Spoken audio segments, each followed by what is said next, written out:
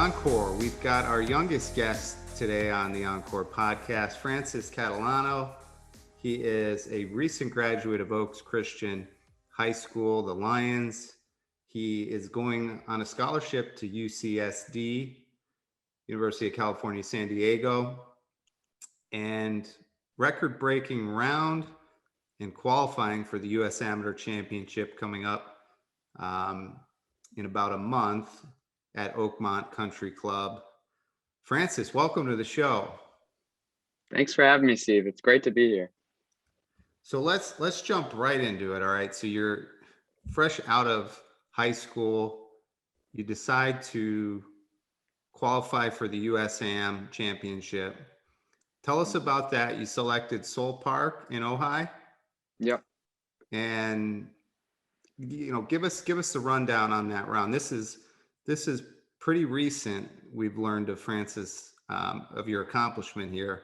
Course record 60, followed by a 68 to dominate the field and qualify for the U.S. Amateur Championship. Just give us the highlights, high level view of that round. Well, it was a lot of fun, obviously. It started out as a normal round, and then I kind of made a couple of good moves in the start of the front nine, a couple of good holes, but I wasn't really thinking it was anything crazy. And then I on hole 9 was like probably the highlight of the round. I holed out from 88 yards for eagle. And I didn't know what I shot on the front 9. It turned out I shot 29 or 28, but I turned to my caddy and I was like, I don't know what I shot and I'm not going to figure it out. So I just kind of moved on to the next hole. And I had a stretch there from 7 to 12 where I was 7 under in 6 holes, which is my best.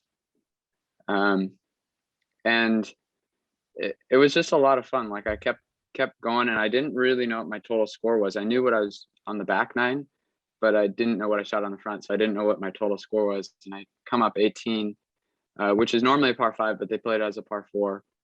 And I hit my best drive of the day, and I had a 7-iron in, and I hit it, and I thought it was going to be 2 feet. I hit it, and I was like, oh, that's so good. But it kind of got a bad bounce, and I had 12 feet down the hill, and there were a bunch of people around the green, and I was like, oh, they're watching. I guess I have a good round going, so that's cool. I had no idea I was putting for a 59. And then I hit a good putt. I missed it, but yeah, it was quite an exciting round. And I was coming up the last couple holes. I didn't know what my score was, but I knew it was really low. And I was kind of I had so much adrenaline, and I was just kind of shaking. And so going to the second round was actually really tough. I had to calm down and kind of restart. And the 68 was also I'm really happy with that, because that was I had a lot of focus that I had to really get back into the game, because I was only halfway done after the 60. So is that what you're looking for? Yeah, no, that's awesome. And I think you ended up 12 under for the 2 rounds, Mm-hmm. and I think 4 ahead of the second place. So it was pretty sizable margin. Yeah, Kento. With medalist, obviously, honors there. You mentioned 59, which obviously is kind of interesting with your coach at Oaks Christian, John Geiberger, and John's father, Mr. 59, Al Geiberger. Have you had a chance to meet Al? I haven't, no. Okay. And I've been fortunate to meet Al, and certainly that round opened up the floodgates of what has come to be multiple rounds under 60. But Al was the pioneer, right? Showed us that Right. 59 was possible. And, I can't help but think some of that that magic, was translated through the bloodline to John, your coach. And certainly, John played a role in your development And maybe just touch on how you came about learning about OnCore Golf, and ultimately, made the switch to our new VERO X1 tour ball. Yeah, well, I guess I started using it probably sophomore year. Coach John gave it to me and he's like, "I'll try this golf ball." And I was like, "Okay, I'll try it." And I liked it. That was the Elixir at the time. I liked it a lot. At that time, I just kind of liked it because it didn't get scratched up and I could use it a lot. It had really good durability. But then I switched to the Vero earlier this year. I think it was maybe like December or something. And what I like about the ball is that I have a little bit better control, like with my spin. And so I feel like I don't hit like those shots that go in and rip back off the front edge of the green with them, which I had problems with other golf balls doing that. And so that's like one of the main things that I really like about the ball. Very cool. And for our listeners, help us understand how you came into the game of golf and when you started playing and what ultimately drew you to the game. Well, my dad got me started in the game. I was probably 7 or 8 years old. And we just kind of went out to the park and tried to hit the trees and whatever. And then we went to the driving range and I went to this fun camp and just kind of messed around. I was a kid. I wasn't serious about it. And then I really kind of fell in love with it when I was maybe 9 or something. And I just kept playing and really enjoying it. And then I played in my first tournament when I was 11. And there were like 8 guys in the field for 9 holes and I came in 6th.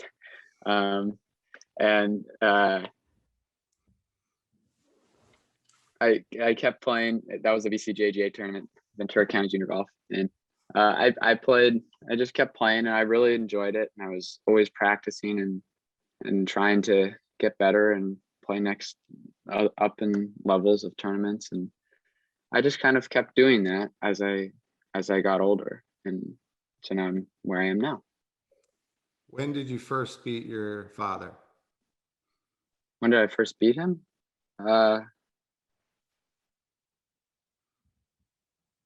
Probably 5th grade, but I was from the front tees. So, yeah, I know that's always a special moment, right? The first time you beat dad on the golf course. So John, your coach at Oaks has mentioned that you've been not only a phenomenal golfer, but you've maintained really strong academics. So for maybe the junior golfers that might be listening in, any advice how you've been able to kind of maintain that balance, and then maybe touch a little on what the academic plans are at UCSD, what you'd like to study? I think it's important to not get behind. So stay on top of the work that you have to do. Sometimes, and so you're just going to have to, sometimes you're going to have a week where you have a ton of schoolwork and you just have to stay on top of it because the next week won't be quite the same, or they're not all going to be crazy weeks. But staying on top of it is a big thing. And gosh, like it doesn't take, you don't have to, it's not like you have to spend your whole life studying, but you do have to study for things to do well in them. And the same is true for golf, obviously. Like you're not just going to go out and play a great round if you don't practice. So, I mean, it's all like a preparation where you're preparing for what's coming next. Right. And what was the second part of that question? I'm sorry. Now I'm forgetting the second part. Plans for what I'm doing next year for academics. Is that it? Yeah. Thanks. Yeah. I'm already thinking about the next question. So you're planning ahead. Yeah. So, yeah, next year I'm going to UC San Diego, and I'm planning to major in economics. So, Nice. yeah.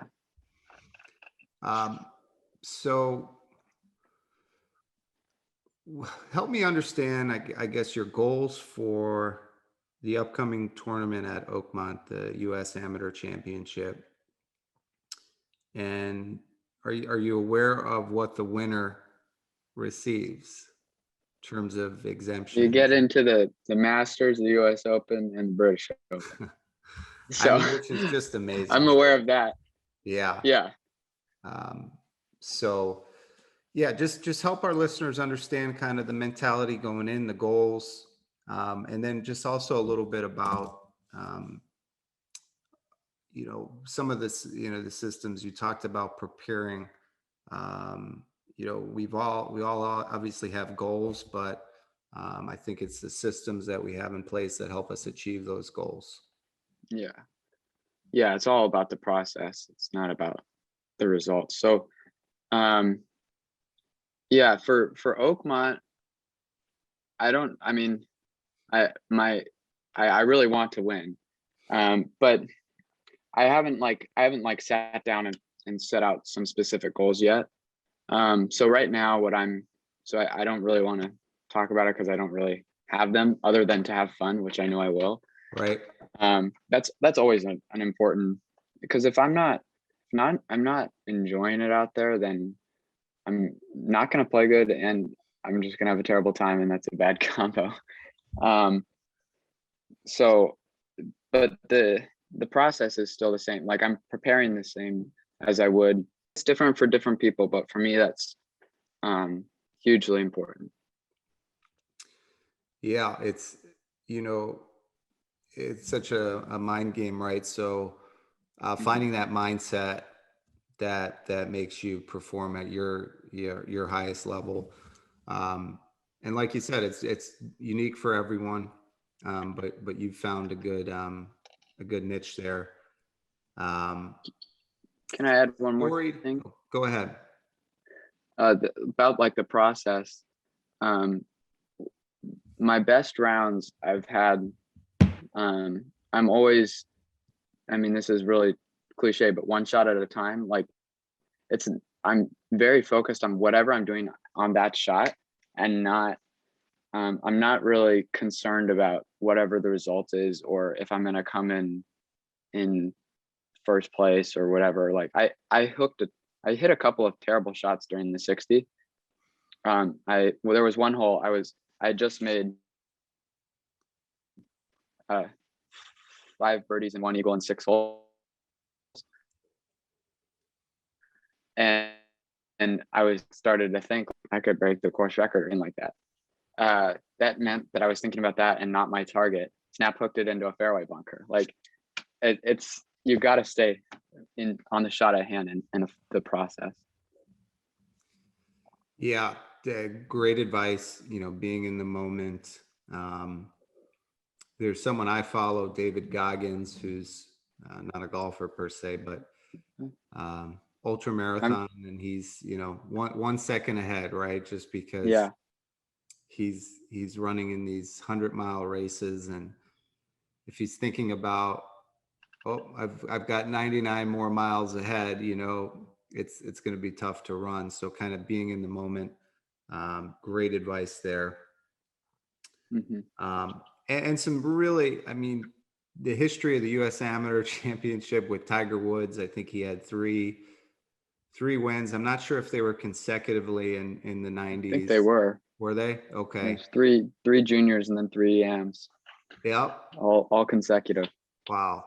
Really Nicholas, crazy. Palmer, I think Snead. So you've got some amazing history and participants there. Mm-hmm. So soak it Absolutely. all in. Have you gotten a chance to play Oakmont, or will this be your first time? This will be my first time. I'm excited just to play there. And you've got some practice rounds, and then you've got 2 rounds of stroke play, and then it goes to the match play, right? Yeah. There's only going to be 1 round of stroke play at Oakmont. It's 315 players or 312 players in the field. So they split it Okay. between two courses. There's the other one is Longview Golf Course or Golf Club or something. I don't know. It's Okay. another course in the area. It's a good course. Um, so I get to play too. Okay. So you got to advance from the stroke to the match. Correct. Yeah. Very cool. Um, any goals for your college career? Well, I want to just stick with what I'm doing and kind of see where reassess in the next couple of years where I'm at. Like I think an ultimate goal for me is to get to the professional level. Um, uh, but there's going to be time to reassess that and when I'm there. I just graduated high school now and I'm going into the college level, so I want to do as best as I can in the college level first. Great. Okay, and this was a question from Coach. So not trying to lead you down there, but any maybe touch on your weaknesses in your game if you have any. It's hard to Oh, I have imagine them. many after that round, and then some of your strengths. um, I'd say an area that I need to improve or have significant room for improvement is around the greens. Like I'm not uh, the best chipper that you've ever seen. Okay. Uh, I didn't have a lot of chips at Soule Park, so that kind of made it easier. I'm a pretty good iron player and putter, so um, a lot of times I'll chip up to a farther place and then make a 10-footer or whatever. Um, but I think honestly, I think the mental game is hugely important for golf because it's it's not always like I went into that round not feeling like I felt good about my game, but my driver was like kind of iffy and the short game was felt fine. Um, but I even during the round, like I mostly knew where the driver was going to go, but it wasn't like I was point and shoot every hole.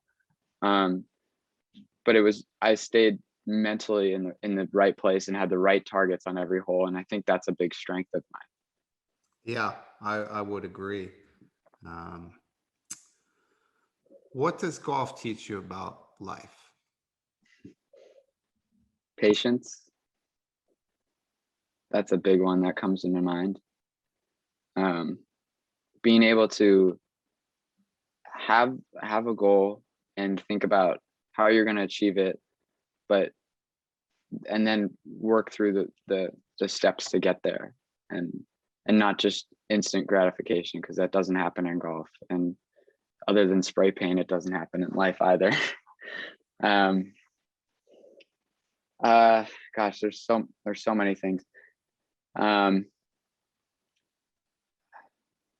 I think one of the most important things to me um when I play golf, I guess this is how I want my life to impact my golf. So maybe I'm turning the question around, but something that's really important to me is like that I conduct myself well on the golf course. And I think if I don't want to be throwing clubs and stuff, not frustrated, but you know the level. There's a line, and that I don't want to be past that line.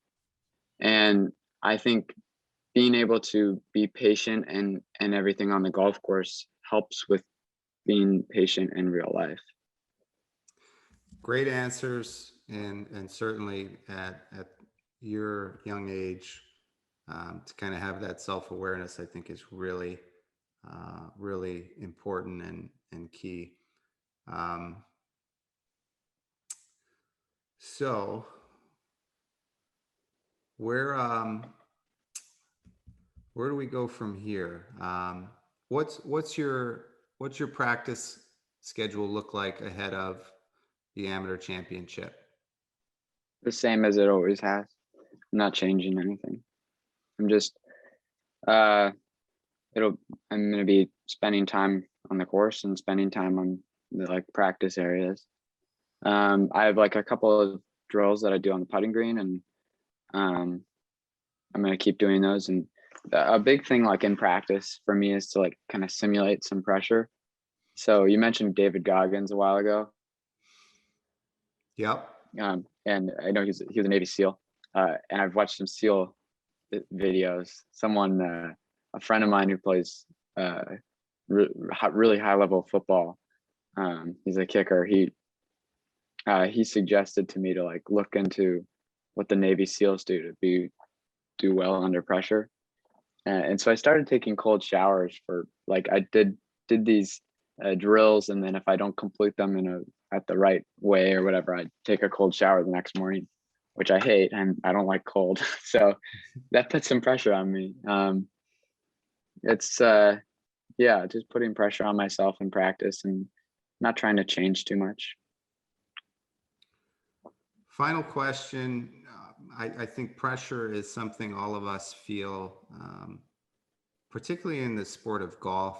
You know, there's no teammates to pass the ball to, right? So you mentioned coming up 18, having a crowd around you.